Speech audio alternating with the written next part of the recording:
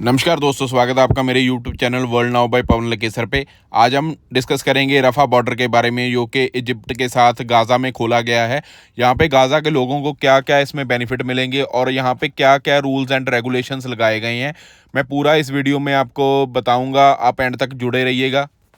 Screen पर जो आप देख रहे हैं ये है proposed Israeli plan for managing Rafah crossing. इसका मतलब है रफ़ा बॉर्डर क्रॉसिंग, जो गाज़ा और इजिप्ट के बीच एक इंपॉर्टेंट गेट है, उसको कंट्रोल और मैनेज करने के लिए इजराइल का प्रपोज सिस्टम है। ये प्लान ऐसे टाइम पर आया है जब गाज़ा ऑलरेडी डिसाइड हो चुका है और लोग मेडिकल हेल्प और सेफ पैसेज के लिए स्ट्रगल कर रहे हैं।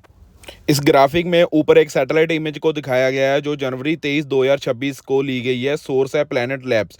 लेफ्ट साइड पर क्लियरली मार्क किया गया है इजिप्ट और राइट साइड पर लिखा गया है बिसाइड गाज़ा, मतलब गाज़ा को जो हर तरफ से रिस्ट्रिक्ट कर दिया गया है। बॉटम राइट कॉर्नर पर रफ़ा का लोकेशन हाईलाइट किया गया है जो इस पूरे प्लान का सेंटर पॉइंट है।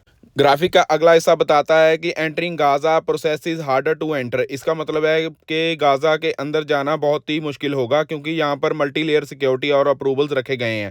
हर एक स्टेप पर इजरायली सिक्योरिटी का डायरेक्ट या इनडायरेक्ट कंट्रोल होगा। अभी बात करते हैं कि कौन कौन गाज़ा में जा सकता है। सबसे पहले एलिजिबिलिटी डिफाइन की गई है। गाज़ा में एंटर करने की परमिशन सिर्फ कुछ लोगों को मिली है, जैसे वो रेजिडेंट्स हों या जो वॉर के दौरान गाज़ा छोड़कर चले गए हों। फिर पैलेस्टाइन्स अथॉरिटी के रिप्रेजेंटेटिव्स हैं और उनके अलावा सिर्फ limited number of humanity workers हैं। कॉमन सिविलियंस को अभी तक इम्पोर्टेंस नहीं दी गई है, मतलब पॉसिबल ही नहीं है कॉमन सिविलियंस को जाना। रजिस्ट्रेशन यहाँ पे रखी गई है। एंट्री प्रोसेस का पहला स्टेप है रजिस्ट्रेशन। हर इंडिविजुअल को अपना नाम रजिस्टर करना पड़ेगा, जिससे कि इजिप्ट रिव्यू करेगा, लेकिन फाइनल डिसीजन इजिप्ट का नहीं होगा। ये लिस्ट फॉरवर्ड की जाएगी इजराइल की इंटेलिजेंस एजेंसी को। बिना उसके अप्रूवल के आगे बढ़ने का कोई चांस नहीं होगा।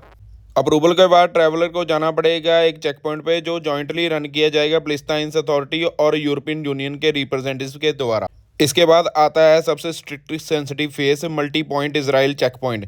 यहाँ ट्रैवलर को फेस करना होगा बॉडी सर्चेस, एक्सरे स्कैनिंग और बायोमेट्रिक वेरिफिकेशन। ग्राफिक में एक क्लियर वार्निंग दी गई है, permitted to continue pass the yellow line. अब बात करते हैं कि गाज़ा को छोड़ने का। यहाँ पे ग्राफिक में आप देख रहे होंगे लीविंग गाज़ा का एक चेक पॉइंट है। अब बात इसमें क्या है कि प्रोसेस इजी है, मतलब कि गाज़ा से बाहर जाना अंदर जाने से थोड़ा इजी रखा गया है, लेकिन कंट्रोल यहीं भी स्ट्रिक्ट होंगे। अब सवाल ये है कि क्या ये सिस्टम रिलीफ के लिए है या फिर एक हाईटेक कंट्रोल है। अब हम आगे बात कर लेते हैं कि इसके बेनिफिट क्या क्या होने वाले हैं। बेनिफिट्स में सबसे पहले आ जाता है मेडिकल एवैक्यूएशन। इसका मतलब सिक और वाउंडेड पैलेस्टाइंस जो गाज़ा के अंदर प्रॉपर ट्रीटमेंट नहीं ले पा रहे हैं, वो इजिप्ट जहां दूसरी कंट्रीज जाकर मेडिकल केयर ले सकते हैं। ये specially injured children, cancer patient और वार विक्टिम्स के लिए एक लाइफलाइन बन सकता है। दूसरे नंबर पे सबसे मेजर पॉइंट आ जाते हैं ह्यूमैनिटेरियन एड एंट्री। अगला मेजर पॉइंट ये है रफ़ा क्रॉसिंग रीओपन होने से फूड, मेडिकल इक्विपमेंट और रिलीफ सप्लाईज गाज़ा के अंदर एंटर हो सकती हैं। इससे हॉस्पिटल, शेल्टर्स और सिविलियंस को बेसिक सर्वाइवल सपोर्ट मिलने की उम्मीद है। तीसरे नंबर पे आता है फैमिली रीयूनिफिकेशन। वार और ब्लॉकेड के कारण कई फैमिली स्प्लिट हो चुकी हैं। रफ़ा क्रॉसिंग ओपन होने के साथ सेपरेटेड फैमिली मेंबर को मिलने और रीयूनाइट होने का चांस मिल सकता है। अब जो ये राइट साइड पे लिखे हैं ये पैलेस्टाइन्स वर्कर के लिए जो बेनिफिट्स होने वाले हैं उसके बारे में आपको बता देता हूँ। वो है पैलेस्टाइन्स वर्कर के लिए, इसका मतलब कुछ लिमिटेड पैलेस्टाइन्स इजिप्ट जाकर काम कर सकते हैं, जिससे उनकी इनकम जनरेट होगी और फैमिलीज़ को सपोर्ट करेंगे। सप्लाईज और मर्चेंडाइज में भी यहाँ पे बहुत हेल्प मिलेगी। बेसिक आइटम की अवेलेबिलिटी इंप्रूव हो सकती है और प्राइसेस पर थोड़ा कंट्रोल आ सकता है। ये जो रीओपनिंग है ये कंप्लीट फ्रीडम नहीं है, सिर्फ एक स्मॉल ब्रेक है और ब्लॉकेड मिलता है। ओवरऑल कंट्रोल, रिस्ट्रिक्शन और अप्रूवल्स अभी भी लार्जली सेम रहते हैं। बाकी आप इमेज के बॉटम में देख रहे होगे, रीओपनिंग में offer a lifeline but full freedom is far from reality. बाकी आपने देख ही लिया है कि यहाँ पे पूरा इजरायली कंट्रोल रहेगा, जो कि बहुत बड़ा रिस्क है और यहाँ पे एंट्री के लिए भी लंबी लंबी लाइनें लगानी पड़ेंगी और जो लंबी लाइनें लगेंगी तो एयर स्ट्राइक का भी खतरा है। इजराइल यहाँ पे एयर स्ट्राइक भी कर सकता है।